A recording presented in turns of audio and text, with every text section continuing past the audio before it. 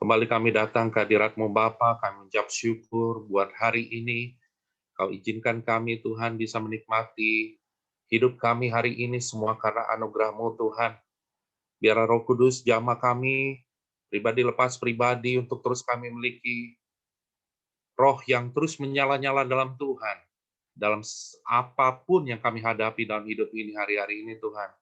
Kami teramat percaya bahwa Engkau menyertai setiap kami anak-anak-Mu yang hanya berharap kepada Engkau, Tuhan, mengandalkan Tuhan. Dan kami percaya pada saat kami berserah total kepada Engkau, Tuhan, hidup kami bukan kami lagi sendiri, tetapi Kristus Yesus yang ada dalam hidup kami, Bapa. Kami mohon Roh Kudus, urapi kami, Bapa, dalam ibadah pada pagi hari ini, ibadah online ini, Tuhan. Biar Engkau yang beracara dari awal, pertengahan, hingga akhirnya nanti, Bapa. Biar hanya nama-Mu, Tuhan Yesus Kristus saja, yang kami tinggikan dan kami muliakan dalam kehidupan kami, Bapa. Berucalah Roh Kudus pada kami, pada siang hari ini, pagi dan siang hari ini, Bapa. Apa yang Kau ingin sampaikan kepada kami, jadilah kehendak-Mu di atas segalanya, Bapa. Biar Tuhan ini semakin bertambah-tambah dalam hidup kami semakin berkurang Tuhan. Urapi mulut bibir lidah hamba-Mu yang tidak ada apa-apanya ini Tuhan. Biar bukan perkataan hikmat manusia yang keluar daripadanya, tapi perkataan hikmat Roh Kudus-Mu sendiri yang menyertainya Bapa. Kami mohon sebelumnya Tuhan, ampuni dosa kesalahan kami, begitu juga orang lain terhadap kami, sengaja maupun tidak, biar kami terus layak menerima berkat rohani jasmani dalam hidup kami, dan kami layak disebut menjadi anak-anak-Mu Tuhan. Terima kasih Bapa. Hanya di dalam nama Tuhan Yesus Kristus kami telah berdoa dan mengucap syukur. Haleluya. Amin. Kita beri kemuliaan bagi nama Tuhan Yesus. Shalom Bapak Ibu Saudara yang kasih dalam Tuhan. Kita bertemu kembali ya di ibadah online hari Minggu ini. Saya bersuka cita karena saya melihat wajah-wajah yang penuh dengan pengurapan Tuhan ya. Sukacita selalu penuh senyum ya, dan itu yang Tuhan mau hari-hari ini. Kita banyak bersukacita dalam Tuhan, berharap pada Tuhan, karena pengharapan kepada Tuhan tidak pernah sia-sia. Pengharapannya ya dan amin. Nah, saya ajak saudara, kita buka firman Tuhan ya di Roma 15 ayat 13. Saudara nanti bisa baca, saya akan bacakan bagi saudara firman Tuhan di Roma 15 ayat 13. Dikatakan, semoga Allah, sumber pengharapan, memenuhi kamu dengan segala sukacita dan damai sejahtera dalam iman kamu, supaya oleh kekuatan Roh Kudus, kamu berlimpah-limpah dalam pengharapan. Nah, tema khotbah saya hari ini adalah 3 kata bahagia dalam penderitaan. Ya, 3 kata bahagia dalam penderitaan. Nah, dari firman Tuhan ini kita akan belajar dari hambanya Paulus ya. Di situ Paulus menyampaikan nasihat untuk sabar di dalam penderitaan atau sengsara kepada jemaat Tuhan di Roma. Kita akan lihat 3 kata bahagia dalam penderitaan yang disampaikan Paulus ini. Di situ dikatakan, semoga Allah sumber pengharapan. Kata pertama adalah pengharapan. Memenuhi kamu dengan segala sukacita. Yang kedua, kata kedua adalah sukacita. Dan damai sejahtera. Ketiga, damai sejahtera. Dalam iman kamu, supaya oleh kekuatan Roh Kudus kamu berlimpah-limpah dalam pengharapan. Nah, kita mau belajar 3 kata bahagia dalam penderitaan yang disampaikan oleh Paulus.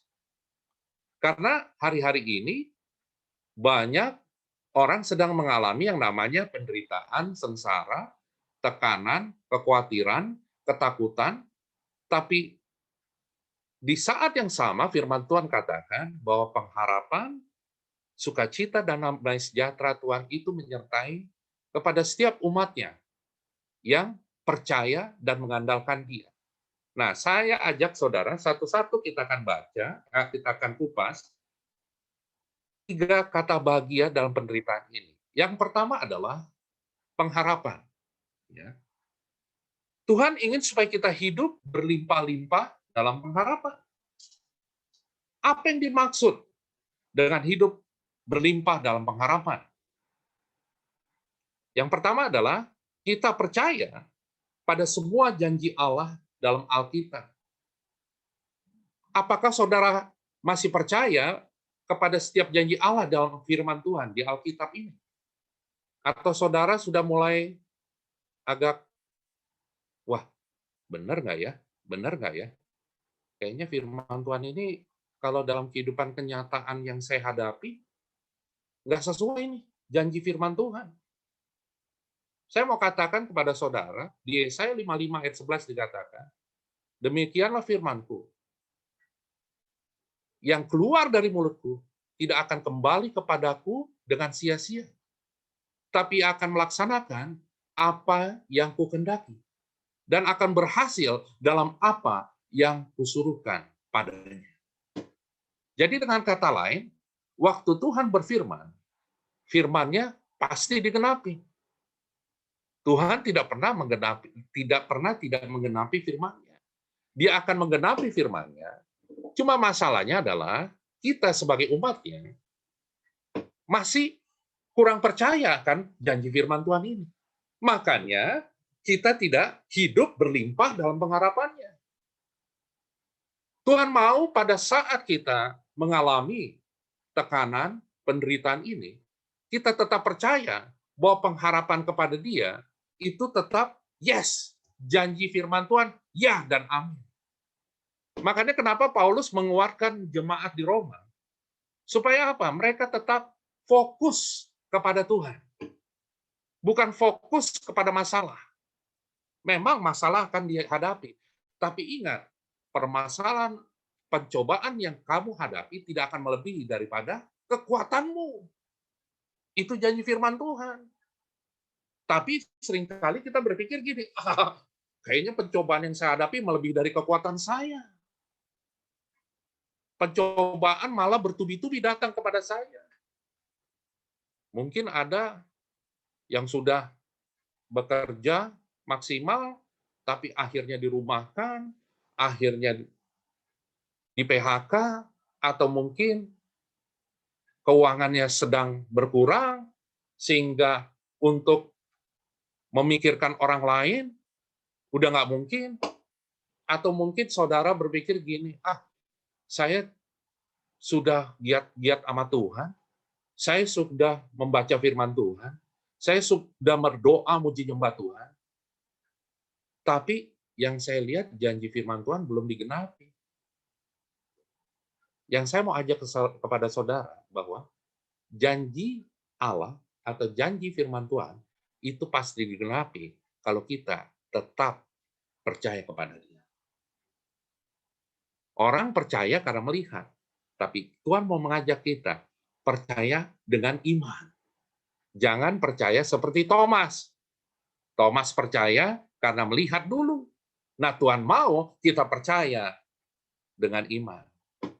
Karena iman adalah dasar dari segala sesuatu yang kita harapkan. Ya kan? Itu yang Tuhan mau. Supaya iman kita tetap kuat di tengah penderitaan sekalipun. Supaya pengharapan kita tetap kuat di tengah kesulitan sekalipun. Pengharapan kepada Tuhan pasti dahsyat. Karena Tuhan memberikan kepastian. Dia tidak memberikan yang tidak pasti. Dia berikan kepastian, kemenangan dalam hidup kita. Jadi, apa yang dimaksud dengan hidup berlimpah dalam pengharapan? Tadi yang pertama, kita percaya pada semua janji Allah. Jadi kalau saudara setiap hari baca firman Tuhan, saudara harus percaya bahwa setiap janji Allah pasti tergenapi dalam hidup kita. Yang kedua, apa yang dimaksud dengan hidup berlimpah dalam pengharapan? Yaitu bahwa hidup kita telah tidak dikuasai oleh kekhawatiran hari esok atau penyesalan hari kemarin. Jadi yang dimaksud hidup berlimpah bahwa kita hidup tidak dikuasai oleh kekhawatiran hari esok. Jadi gini, hari esok aja belum kita lalui, kita udah khawatir dulu hari esok. Termasuk juga penyesalan hari kemarin. Mungkin saudara berpikir gini, maksudnya apa sih? Matius 6 ayat 34 katakan, sebab itu janganlah kamu khawatir akan hari besok. Karena hari besok mempunyai kesusahannya sendiri. Kesusahan sehari cukuplah untuk sehari. Jadi saudara jangan mikir gini, aduh, besok kita makan apa ya? Emang di tengah kesulitan seperti ini, mungkin banyak di antara kita akan berpikir besok saya mau ngapain ya? Mau makan apa atau apa? Apa yang harus saya kerjakan? Udah mulai timbul kekhawatiran. Padahal di firman Tuhan, kesusahan sehari cukuplah untuk sehari. Janganlah kamu khawatir akan hari esok, karena hari besok mempunyai kesusahannya sendiri. Hidup berlimpah, yang kedua tadi maksudnya adalah tidak dikuasai oleh kekhawatiran hari esok. Termasuk juga kita tidak menyesal atas hari kemarin. Mungkin banyak di antara saudara juga menyesal dengan kehidupan yang hari kemarin.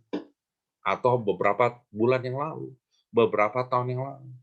Justru itu membuat kita bukan hidup akan terus naik dan tidak pernah turun, malah kita akan terus turun, bahkan tersungkur.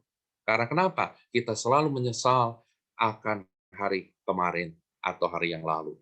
Karena kita sudah bertobat, sudah mengakui dosa, tapi tetap diingat lagi hal-hal yang dosa kita yang lalu. Itu juga hidup kita tidak akan berlimpah. Hidup kita akan terus dikungkung oleh kuasa iblis.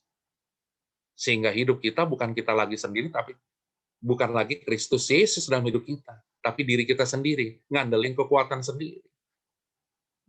Tuhan mau supaya kita berpikir positif, berpikir seperti apa yang Tuhan mau pikirkan, perkara-perkara di atas di mana Tuhan bersemayam. Waktu kita berpikir perkara-perkara di atas di mana Tuhan bersemayam, perkara-perkaramu di bumi, Tuhan sendiri yang menyelesaikannya. Jadi kata pertama dari kata bahagia dalam penderitaan adalah pengharapan. Apa yang dimaksud dengan hidup berlimpah dalam pengharapan? Tadi saya sampaikan, yang pertama, kita percaya pada semua janji Allah. Dan yang kedua, kita hidup tidak dikuasai oleh kekhawatiran hari esok atau penyesalan hari kemarin. Nah, kita maju lagi ke kata kedua, kata bahagia dalam penderitaan yang kedua. Di situ dikatakan, semoga Allah sumber pengharapan, tadi yang pertama pengharapan, memenuhi kamu dengan segala sukacita. Yang kedua adalah kata sukacita. Dasar dari sukacita orang Kristen adalah Tuhan. Kenapa? Karena di Filipi 4 ayat 4 dikatakan, bersukacitalah dalam pengharapan. Sekali lagi kukatakan, bersukacitalah. Jadi bersukacitalah dalam pengharapan pada Tuhan. Itu yang disampaikan oleh Paulus di Filipi. Sukacita di dalam Tuhan dikerjakan oleh Roh Kudus. Jadi waktu engkau sukacita, bukan sukacita karena hal-hal yang duniawi. Sukacita yang kekal itu adalah sukacita yang dikerjakan oleh Roh Kudus. Karena banyak sukacita yang ditawarkan oleh dunia. Sukacita yang ditawarkan dunia banyak. Korupsi, selingkuh, narkoba, merokok, dan sejenisnya seperti itu. Terus hidup hedonis. Hidup bukan mikirin orang lain, mikirin diri sendiri. Kenikmatan sesaat, kenikmatan dunia. Tapi yang Tuhan mau, sukacita yang dipenuhi oleh Roh Kudus. Itu ada di Alkitab, katakan. Di Roma 14 ayat 17. Sebab kerajaan Allah bukanlah soal makanan dan minuman. Tetapi soal apa, saudara? Saudara nanti bisa baca di situ. Soal kebenaran, damai sejahtera, dan sukacita oleh Roh Kudus. Jadi kerajaan Allah bukan soal makanan dan minuman. Jadi bukan soal yang berbau perut kita tok, keinginan daging kita tok, itu bukan itu soal kerajaan Allah, tapi soal kebenaran, damai sejahtera, dan sukacita oleh Roh Kudus. Makanya kalau kita sukacita di dalam Tuhan, itu pasti dikerjakan oleh Roh Kudus.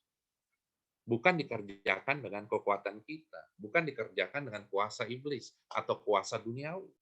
Jadi kita hari-hari ini harus banyak bersukacita di dalam Tuhan. Bersukacita di tengah kesulitan, di tengah penderitaan bersama dengan Tuhan.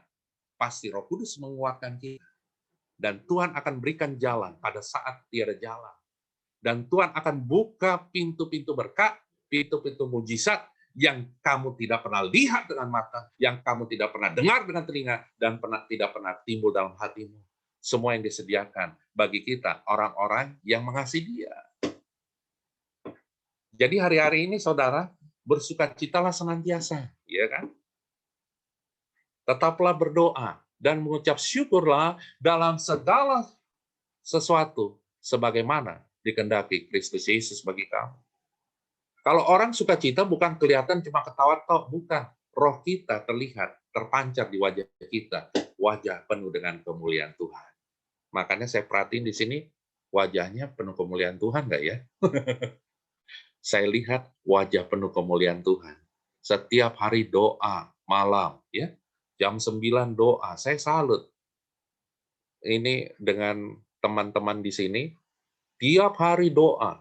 Dan berapa kali saya melihat dan ada di rumah Papa, ya, itu doa kalian itu luar biasa. Doa yang penuh dengan kuasa. Jadi Tuhan mau itu menjadi gaya hidup kita. Karena kenapa? Karena kita dipenuhi dengan Roh-Nya, dengan Roh Kudus yang sehingga hidup kita tetap sukacita dalam Tuhan.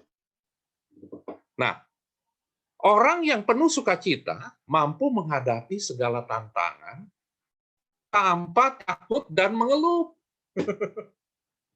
Apakah kau hari-hari ini masih kuat menghadapi tantangan tanpa takut dan mengeluh? Karena bagi mereka tiap hari, ya, saudara, orang menghadapi tantangan, itu tiap tantangan, kesukaran itu adalah kesempatan untuk bertumbuh dan melihat kuasa Allah. Nah, itu. Jadi ada kemuliaan di balik salibnya. Ku jadi pemenang dalam segala hal. Kekuatanku, pengharapanku dalam Yesus. Jadi saudara, waktu menghadapi tantangan, menghadapi kesulitan, itu sebenarnya suatu kesempatan bagi kita. Untuk apa, saudara? Untuk bertumbuh dan melihat kuasa Allah. Siapa saudara di sini yang mau terima mujizat Tuhan? Puji Tuhan. Nah, kalau mau terima mujizat Tuhan, pasti harus menghadapi dulu dong proses. Siapa yang mau menerima proses itu? Menghadapi mujizat, pasti harus lewati proses. Misalnya gini, terima kesembuhan ilahi, ya pasti harus namanya sakit dulu. Terima mujizat berkat Tuhan yang lainnya, kita harus diproses dulu, masuk ke dalam dapur perapian. Habis itu kita menjadi orang yang dahsyat di mata Tuhan. Seperti Sadrak, Mesak, Abednego. Masuk ke dapur perapian, apinya takut. Karena kenapa? Karena kemuliaan Tuhan menyertai mereka. Itu dahsyat. Dan itu saya sangat kagum sama 3 anak muda ini, ya, Sadrak, Mesak, Abednego. Kata-kata yang selalu saya ingat.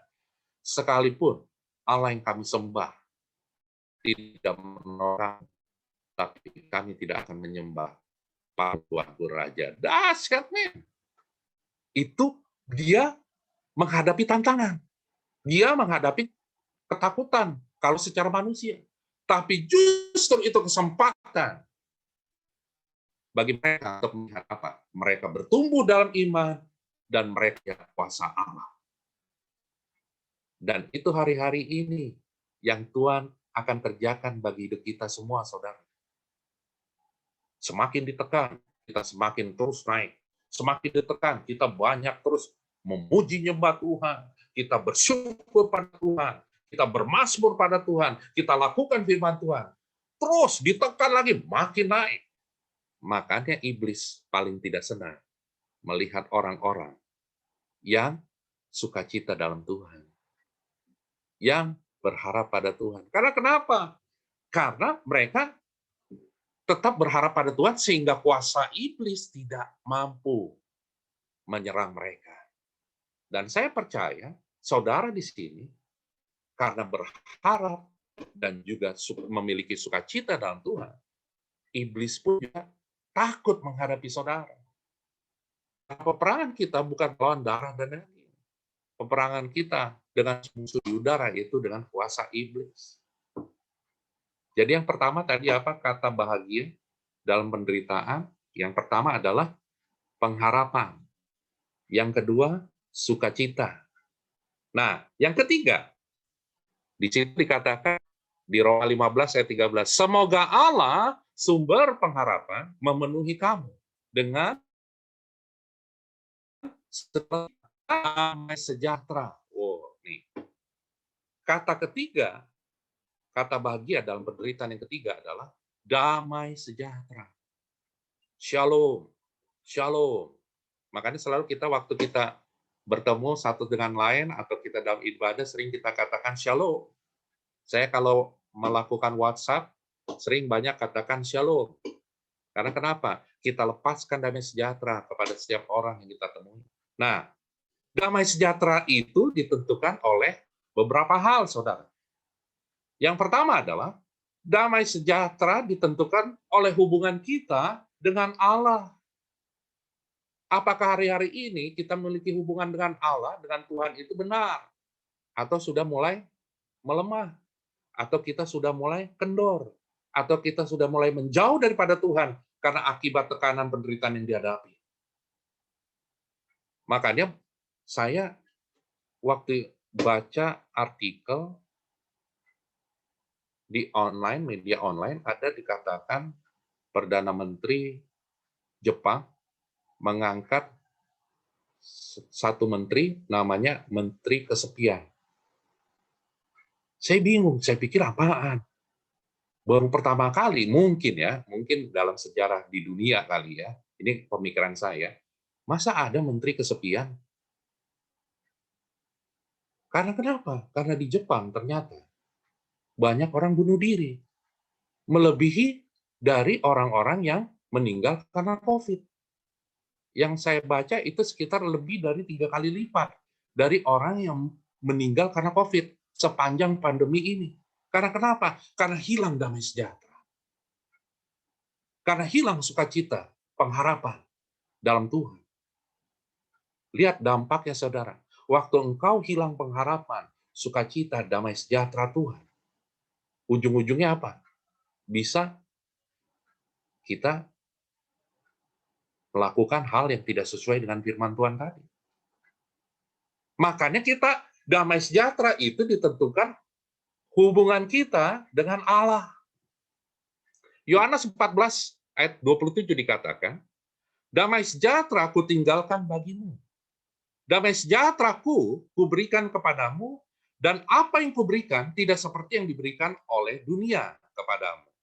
Janganlah gelisah dan gentar hatimu. Waktu Tuhan berikan damai sejahtera, Dia tidak berikan seperti dunia. Tadi firman Tuhan katakan, apa yang kuberikan tidak seperti yang diberikan oleh dunia kepadamu. Tuhan berikan damai sejahtera, itu membuat kita hidup memiliki roh yang menyala-nyala dalam Tuhan. Dampaknya waktu kita memiliki hidup yang menyala-nyala dalam Tuhan, hidup kita berbuah.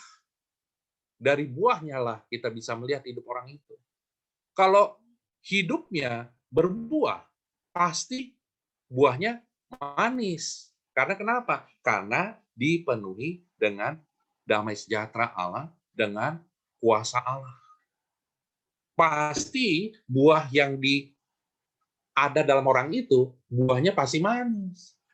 Ada orang gini, hidupnya menjadi orang Kristen, tapi buahnya bukan buah yang baik, buah yang manis, buah yang busuk. Sehingga bukan menjadi garam dan terang hidup mereka. Justru menjadi batu sandungan bagi orang lain. Nah, Tuhan mau supaya hidup kita menjadi berkat bagi orang lain. Dan hidup kita memancarkan terang Kristus. Sehingga kita dapat menyelesaikan amanat agung Tuhan Yesus. Dan itu salah satu bagian dari Pentakosta ketiga. Pentakosta ketiga akan ada saudara yang terakhir, akan memberikan kuasa untuk menyelesaikan amanat agung. Dan setelah itu, Tuhan Yesus datang kembali. Jadi, gimana kita bisa menyelesaikan amanat agung Tuhan kalau kita sendiri tidak memiliki hubungan yang baik dengan Tuhan? Makanya, di sini dikatakan damai sejahtera ditentukan oleh hubungan kita dengan Allah. Nah, yang kedua, damai sejahtera ditentukan oleh hubungan kita dengan sesama kita. Ibrani 12:14 katakan, berusahalah hidup damai dengan semua orang. Nah, kalau ada di antara saudara, hidup yang nggak damai dengan orang lain, nah itu perlu bertanya. Ya mungkin ada orang lain yang nggak mau damai sama kita. Kita yang mau damai, ya udah. Itu bukan pihak kita yang salah. Kita mau damai, tapi orang yang kita mau ajak damai nggak mau damai, ya udah. Yang penting kita sudah lakukan bagian kita. Kalau bagian sana tidak melakukan, ya nggak, bukan salah kita. Tapi kita harus damai dengan semua orang. Sehingga hidup kita memiliki damai sejahtera Tuhan melingkupi kita. Jadi, waktu kita memiliki hubungan yang baik dengan sesama kita, damai sejahtera Tuhan menyertai hidup kita juga. Jadi, ada 3 kata bahagia dalam penderitaan. Yang pertama adalah pengharapan. Tuhan ingin supaya hidup kita berlimpah dalam pengharapan. Dengan apa yang dimaksud hidup berlimpah dalam pengharapan? Kita percaya pada semua janji Allah di dalam firman Tuhan. Dan yang kedua, hidup kita tidak dikuasai oleh kekuatan hari esok atau penyesalan hari kemarin. Dan berikutnya, kata bahagia dalam penderitaan adalah sukacita. Dasar dari sukacita orang Kristen adalah Tuhan.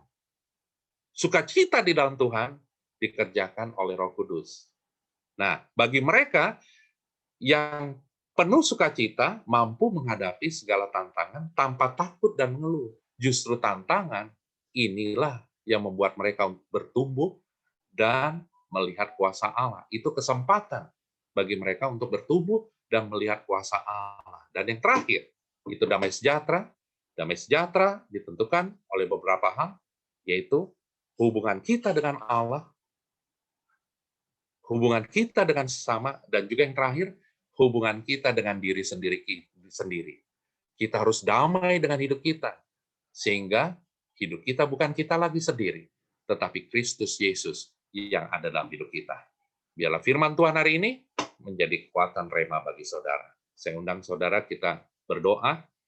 Bapa, kami mengucap syukur buat firman-Mu pada pagi hari ini, Bapa. Biarlah firman ini menjadi rema bagi hidup kami, sehingga kami pada saat mendengar firman-Mu, bukan hanya mendengar saja Tuhan, tapi melakukannya. Dengan segenap hati kami, dengan segenap jiwa kami, dengan segenap akal budi kami, dan dengan segenap kekuatan kami, Bapa. Hamba berdoa, Tuhan, Engkau urapi setiap anak-anak-Mu yang mengikuti ibadah online ini, Tuhan. Urapi mereka, pakai mereka, menjadi garam dan terang, menjadi berkat bagi banyak orang, untuk kemuliaan nama Tuhan. Mereka akan terus naik dan tidak pernah turun. Mereka akan menjadi kepala dan tidak menjadi ekor. Apapun yang mereka perbuat, berhasil dan beruntung, karena penyertaan Roh Kudus-Mu yang memimpin menyertai hidup mereka sekalian. Dari ujung rambut sampai ujung kaki, roh jiwa tubuh mereka dipenuhi kemuliaan Tuhan. Seluruh organ tubuh mereka sehat sempurna dalam nama Yesus. Dan mereka terus akan mengalami kemenangan-kemenangan, mujizat-mujizat, dan kasih karunia Tuhan berlimpah-limpah dalam hidup mereka sekalian di dalam nama Tuhan Yesus. Terima kasih Bapa, hanya di dalam nama Tuhan Yesus kami berdoa dan mengucap syukur. Haleluya. Amin. Kita beri